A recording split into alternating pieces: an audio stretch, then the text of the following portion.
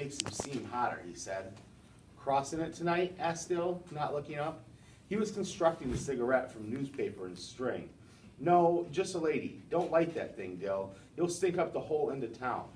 There was a lady in the moon in Maycomb. She sat at a dresser combing her hair. We're going to miss you, boy, I said. Reckon we better watch for Mr. Avery. Mr. Avery boarded across the street from Miss Henry Lafayette Du Bois's house. Besides making change in the collection plate every Sunday, Mr. Avery sat on the porch every night until 9 o'clock and sneezed. One evening, we were privileged to witness a performance of him, which seemed to have been his positively last, for he never did it again so long as we watched. Jem and I were leaving Miss Rachel's front steps one night when Bill stopped us. Golly, look yonder.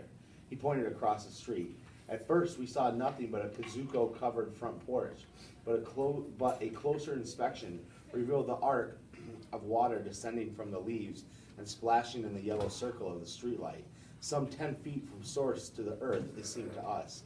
Jem said Mr. Avery misfigured. Dill said he must drink a gallon a day, and the ensuing contest to determine relative distances and perspective prowess only made me feel left out again, as I was untalented in this area. Dill stretched, yawned, and said altogether too casually, I know what, let's go for a walk. He sounded fishy to me. Nobody in Maycomb just went for a walk. Where to, Dill? Dill jerked his head in a southerly direction. Jem said, okay. When I protested, he said sweetly, you don't have to come along, Angel May. You don't have to go, remember? Jem was not one to dwell on past defeats. It seemed the only message he got from Atticus was insight into the art of cross-examination. Scout, we ain't gonna do anything. We're just gonna do the street light and back. We strolled silently down the sidewalk, listening to porch swings creaking with the weight of the neighborhood, listening to the soft night murmurs of the grown people on our street. Occasionally, we heard Miss Stephanie Crawford laugh. Well, said Dill. Okay, said Jem. Why don't you go on home now, Scout? What are you gonna do? Dill and Jem were simply going to peep in a window with the loose shutter to see if they could go look at Boo Radley. And if I didn't want to go with them, I could go straight home and keep my fat, flopping mouth shut. That was all. But what in the Sam Holly Hill did you wait till tonight? Because nobody could see them at night. Because Atticus would be so deep in a book, he wouldn't hear the kingdom coming. Because if Boo Radley killed them, they'd miss school instead of vacation. And because it was easier to see inside a dark house in the dark than in the daytime. Did I understand? Jem, please. Scout, I'm telling you for the last time. Shut your trap or go home. I declare to the Lord, you're getting more like a girl every day.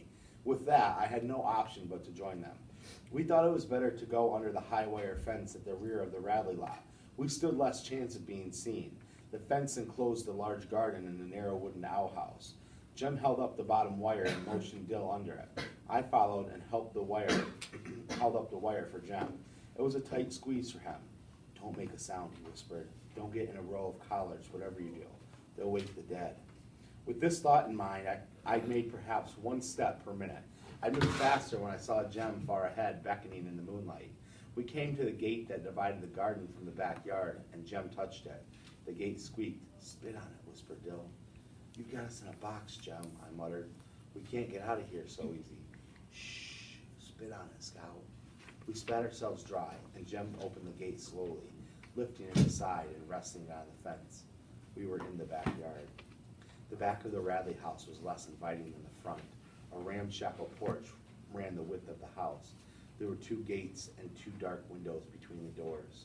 Instead of a column, a rough 2x4 supported one at the end of the roof. An old Franklin stove sat in the corner of the porch. Above it, a hat-rack mirror caught in the moon and shone eerily. Arr, said Jem softly, lifting his foot. What's the matter? Chickens, he breathed. That we would be obliged to dodge the unforeseen from all directions was confirmed when Dill ahead of us spelled G-O-D in a whisper. We crept to the side of the house, around to the window with the hanging shutter. The sill was several inches taller than Jem. Give you a hand up, he muttered to Dill. Wait, I got it. Jem grabbed his left wrist with my right wrist. I grabbed my left wrist with Jem's right wrist. We crouched, and Dill sat on our saddle. We raised him, and he caught the windowsill. Hurry, Jem whispered. We can't last much longer. Dill punched my shoulder, and we lowered him to the ground. What'd you see? Nothing. Curtains. There's a little teeny light way off somewhere though. Let's get away from here, breathed Jem. Let's go around and back again. Shh. You warned me, as I was about to protest. Let's try the back window. Dill, no, I said. Dill stopped and let Jem go ahead. When Jem put his foot on the bottom step, the step squeaked. He stood still, then tried his weight by degrees. The step was silent. Jem skipped 2 steps, put his foot on the porch, heaved himself to it, and teetered a long moment. He regained his balance and dropped to his knees. He crawled to the window, raised his head, and looked in. Then I saw the shadow. It was a shadow of a man with a hat on. At first, I thought it was a tree, but there was no wind blowing. The tree trunks never walked. The back porch was bathed in moonlight, and the shadow, crisp as toast, moved across the porch toward Jem. Dill saw it next. He put his hands up to his face. When it crossed Jem saw it. He put his arms over his head and went rigid. The shadow stopped about a foot beyond Jem. Its arms came out from its sides, dropped, and was still. Then it turned and moved back across Jem, walked along the porch and off the side of the house, returning as it had come. Jem leaped off the porch and galloped towards us. He flung open the gate, danced Dill and me through, and showed us between 2 rows of swishing collards. Halfway through the collards, I tripped. As I tripped, the roar of a shotgun shattered the neighborhood. Dill and Jem divided beside me. Jem's breath came in sobs. "Fence by the schoolyard! Hurry, Scout!" Jem held the bottom wire. Dill and I rolled through and were halfway to the shelter of the schoolyard solitary oak when we sensed that Jem was not with us.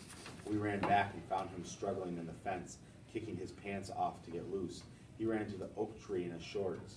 Safely behind it, we gave way to numbness, but Jem's mind was racing. We gotta get home. They'll miss us. We ran across the schoolyard,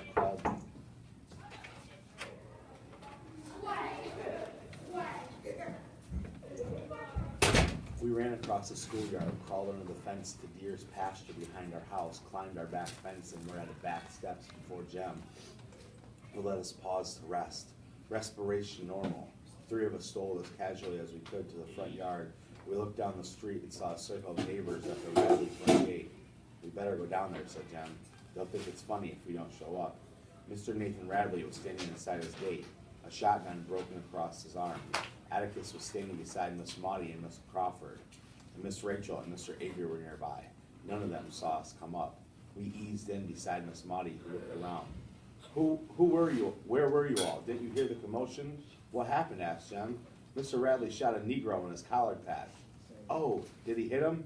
"No," said Miss Stephanie. "Shot in the air. Scared him pale though. Says if anybody sees a white N-word around, that's the one. Says he got the other barrel waiting for the next sound he hears in the patch.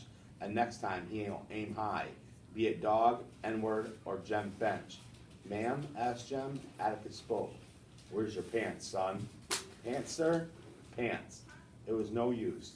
In the shorts before God and everybody, I sighed. Mr. Finch. In the glare of the streetlight, I could see Dill hatching one. His eyes widened, his fat cherub face grew rounder. "What is it, Dill?" asked Atticus. I won them from him," he said vaguely. "Won them? How?" Dill's hand sought to the back of his head. He brought it forward across his forehead. "We were playing strip poker up yonder the fish pool," he said. Jem and I relaxed. The neighbors seemed satisfied. They all stiffened. But what was strip poker? We had no chance to find out. Miss Rachel went off like a town fire siren. "Do Jesus, Dill Harris gambling and by my fish pool. I'll strip poker you, sir." Atticus saved Dill from immediate dismemberment.